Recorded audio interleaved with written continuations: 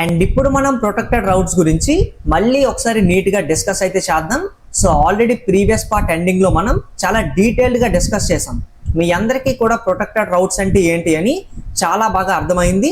ప్రాక్టికల్గా మనం వెరిఫై కూడా అయితే చేసుకున్నాం. మనం లాగిన్ అవ్వకుండా ఒకవేళ మనం రిక్వెస్ట్ పంపిస్తే ఏ విధంగా రిక్వెస్ట్ మనకి డినే అవుతుంది, అన్ఆథరైజ్డ్ రిక్వెస్ట్ అని కానీ అన్ఆథరైజ్డ్ యూజర్ అని కానీ ఏ విధంగా మనకి రెస్పాన్స్ వచ్చింది, వీటన్నిటిని మనం ప్రాక్టికల్గా చూసాం. కానీ ఎవరికైనా సరే ఇంకో కొంచెం డౌట్ ఉన్నట్లయితే ప్రొటెక్టెడ్ రౌట్స్ మీద, ఆ డౌట్ మనకి ఇక్కడతో క్లియర్ అయిపోయింది. ఎందుకంటే అథెంటికేషన్ అనే టాపిక్ మనకి ఈ పార్ట్తో క్లియర్ అయిపోతుంది. సో మనం నెక్స్ట్ పార్ట్లో ఆథరైజేషన్ గురించి కూడా అయితే నేర్చుకోబోతున్నాం. సో దట్ మళ్ళీ మనం ఒకసారి ప్రొటెక్టెడ్ రౌట్స్ గురించి డీటెయిల్డ్గా డిస్కస్ చేద్దాం. ప్రీవియస్గా ఓన్లీ ఒకే ఒక్క ప్రొఫైల్ రౌట్ని మనం ప్రొటెక్ట్ చేసాం కదా, అండ్ ఇప్పుడు మనం ఇంకోసారి డాష్ బోర్డ్ అనే ఇంకో రౌట్ని క్రియేట్ చేద్దాం. అండ్ దీన్ని కూడా మనం ఆత్ మిడిల్వేర్ అంటే అథెంటికేషన్ మిడిల్వేర్ ప్రీవియస్గా ఏదైతే క్రియేట్ చేసామో దీన్ని యూజ్ చేసి మనం ప్రొటెక్ట్ కూడా అయితే చేద్దాం.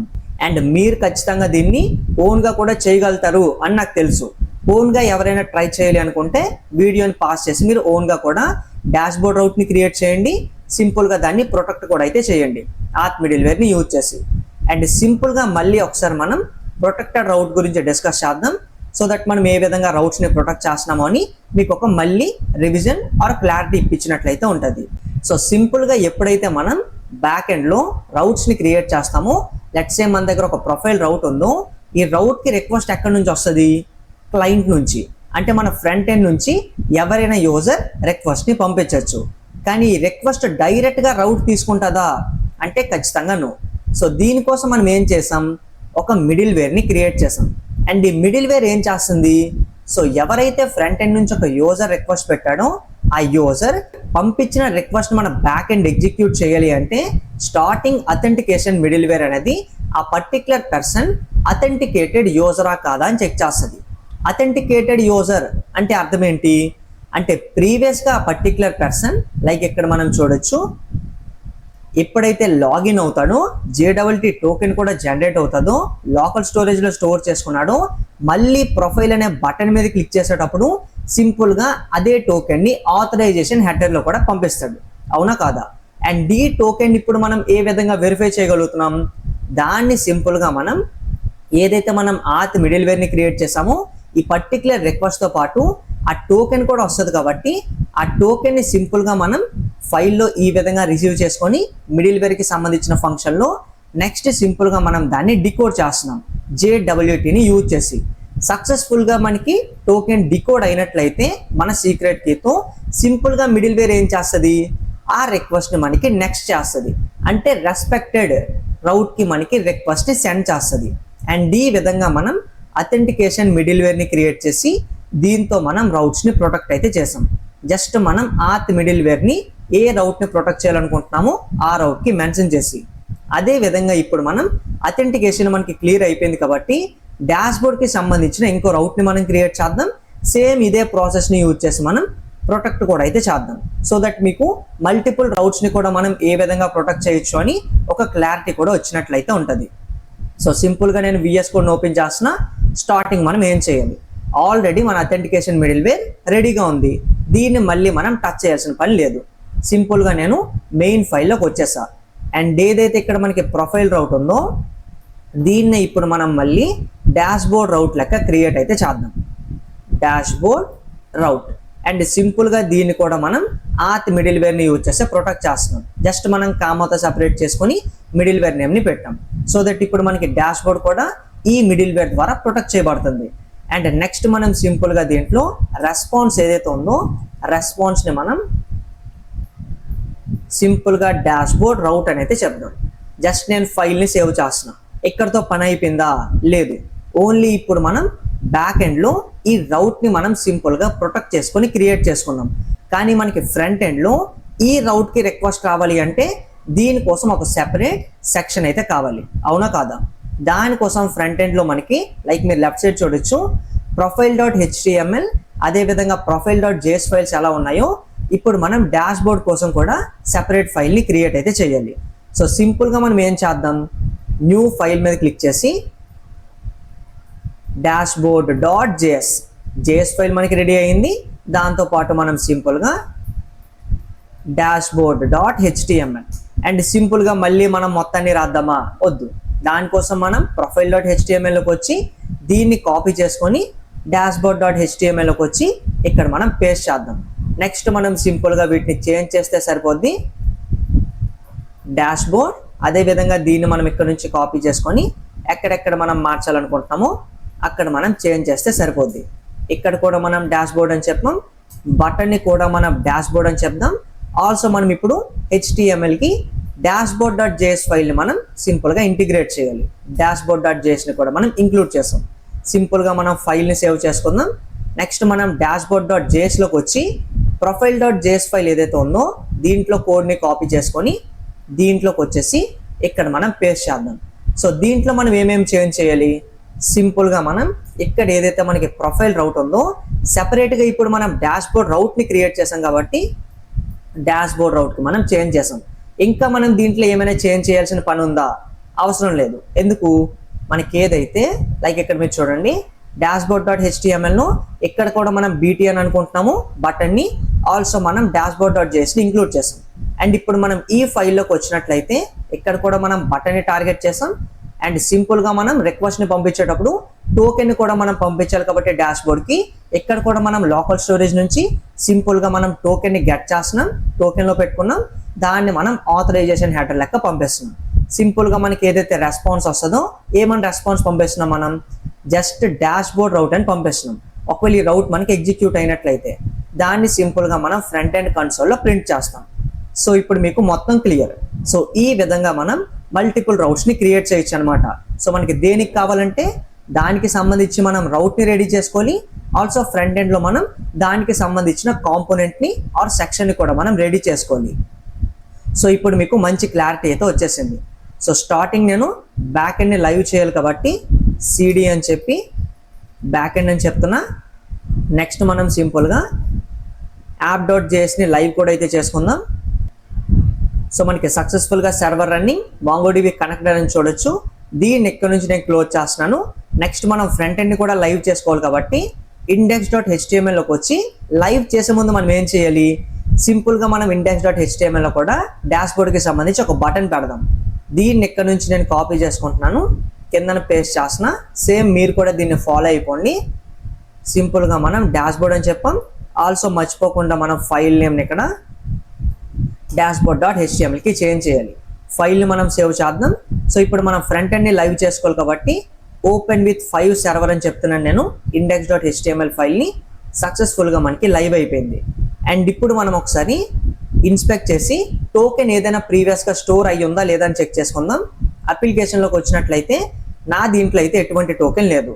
సో దట్ సింపుల్గా ఇప్పుడు నేను ఏం చేస్తా, సింపుల్గా నేను స్టార్టింగ్ లాగిన్ అవ్వకుండానే డాష్బోర్డ్ని ఒకసారి మనం చెక్ చేద్దాం.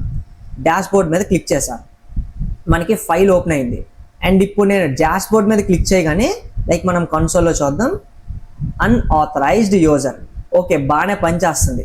ఆల్సో మనం ప్లస్ మీద క్లిక్ చేసి లోకల్ హోస్ట్ 3000 ఆల్సో మనం స్లాష్ యూజ్ చేసి డాష్బోర్డ్ అని అయితే చెప్దాం అనమాట. డాష్బోర్డ్ ఎంటర్ మీద క్లిక్ చేస్తే ఏం రావాలి? మనకి అన్ఆథరైజ్డ్ రిక్వెస్ట్ అని రావాలి. ఎంటర్ మీద క్లిక్ చేసా, అన్ఆథరైజ్డ్ రిక్వెస్ట్ వచ్చిందా లేదా అంటే బ్యాక్ ఎండ్లో క్రియేట్ చేసిన రౌట్స్ని మనం ఫ్రంట్ ఎండ్ నుంచి యాక్సెస్ చేయాలన్నా ప్రొటెక్ట్ చేసాం. ఆల్సో ఒకవేళ మనం బ్యాక్ ఎండ్కి సంబంధించిన పోర్ట్ నెంబర్ తెలిసిపోయినా దాన్ని మనం ఈ విధంగా యాక్సెస్ చేయాలి అనుకున్నా సరే రౌట్స్ మనకి ప్రొటెక్ట్ అయిపోయి అక్కడ మనకి అథెంటికేషన్ మిడిల్వేర్ చాలా బాగా పనిచేస్తుంది. నెక్స్ట్ మనం ఇక్కడ మనకి ఈ విధంగా వచ్చింది కాబట్టి మనం ఒకసారి లాగిన్ అయ్యి కూడా అయితే చూద్దాం. లాగిన్ మీద క్లిక్ చేశాను. ఒకవేళ మీకు ఎటువంటి డీటెయిల్స్ గుర్తు లేకపోతే స్టార్టింగ్ మీరు సైన్ అప్ అయిపోండి అనమాట. సింపుల్గా నేను శివకుమార్ అనే చెప్తున్నా.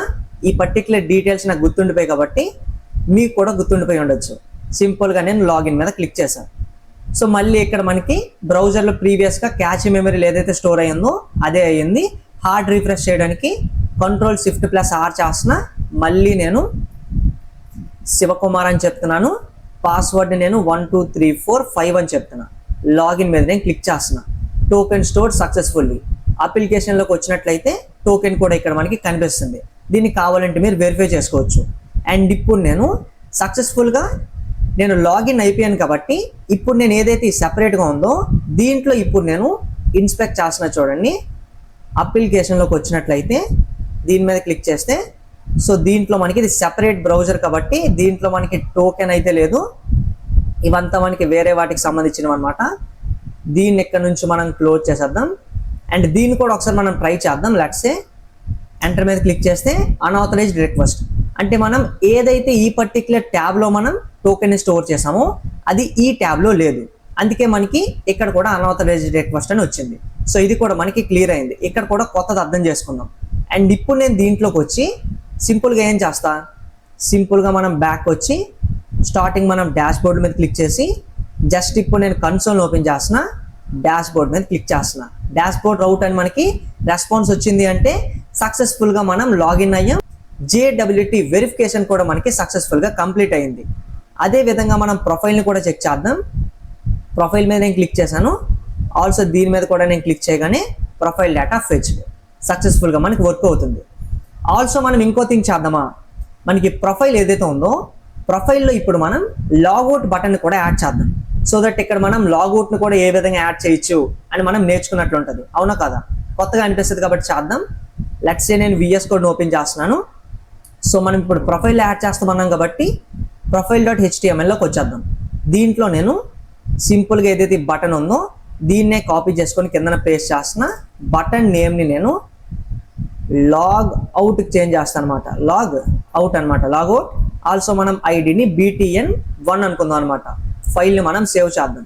వీటన్నిటిని నేను క్లోజ్ చేసేస్తున్నాను, మీకు కన్ఫ్యూజింగ్గా ఉండకూడదు కాబట్టి అన్నిటిని సేవ్ చేసేస్తున్నా. మనం profile.htmlని సేవ్ చేసుకొని profile.jsని మనం ఓపెన్ చేద్దాం. అండ్ ఇప్పుడు మనం profile.htmlలో BTN1 అనే నేమ్తో లాగౌట్ బటన్ని క్రియేట్ చేసాం. దీన్ని మనం సింపుల్గా దీంట్లో టార్గెట్ చేయాలా లేదా, టార్గెట్ చేయాలి. సింపుల్గా ఇదే లైన్ ఆఫ్ కోడ్ని నేను కాపీ చేసుకుంటా. జస్ట్ నేను దీని కిందన పేస్ట్ చేస్తున్నా. ఇక్కడ నేను BTN1 అని చెప్తున్నా.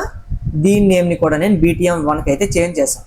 దాని నెక్స్ట్ మనం ఏం చేస్తాం, సింపుల్గా లాగౌట్ చేయాలి అంటే ప్రాసెస్ మీరు ఆలోచించండి. సింపుల్ లాజిక్ ఇది. మనం సింపుల్గా లాగౌట్ అవ్వాలి అంటే ఏంటి చేసాం, ప్రీవియస్గా టోకెన్ని మనం డిలీట్ చేసాం. లెట్స్ ఇప్పుడు నేను బ్రౌజర్లోకి వచ్చి అప్లికేషన్లో ఏదైతే టోకెన్ ఉందో ఈ టోకెన్ని నేను డిలీట్ చేస్తే సక్సెస్ఫుల్గా మనం లాగౌట్ అయిపోయినట్లా కాదా?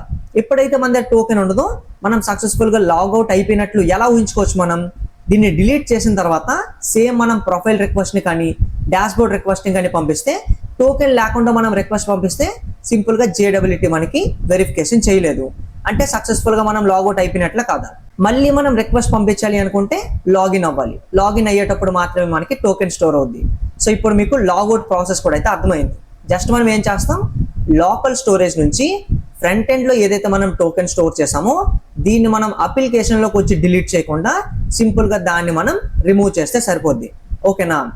జస్ట్ నేను VS కోడ్లోకి వచ్చేసా. నెక్స్ట్ మనం ఏం చేస్తాం, ఎప్పుడైతే నేను BTN1ని క్లిక్ చేస్తానో అప్పుడు నాకు ఈ ప్రాసెస్ జరగాలి. సో దానికోసం నేను BTN ఏదైతే ఈ పర్టికులర్ థింగ్ ఉందో దీన్ని ఇక్కడ వరకు నేను కాపీ చేసుకుంటున్నా. ఇక్కడ నేను పేస్ట్ చేస్తున్నా. ఇక్కడ నేను బటన్ నేమ్ని BTN1కి చేంజ్ చేసా. నెక్స్ట్ సింపుల్గా ఇక్కడ మనం యారో ఫంక్షన్ అయితే పెట్టుకుందాం. అండ్ ఎప్పుడైతే మనం BTN1 మీద క్లిక్ చేస్తామో అప్పుడు మనకి ఈ పర్టికులర్ ఫంక్షన్ అనేది ఎగ్జిక్యూట్ అవుద్ది. దీంట్లో మనం ఏం చేస్తాం, సింపుల్ థింగ్ జాగ్రత్తగా చూడండి. Local storage dot remove item.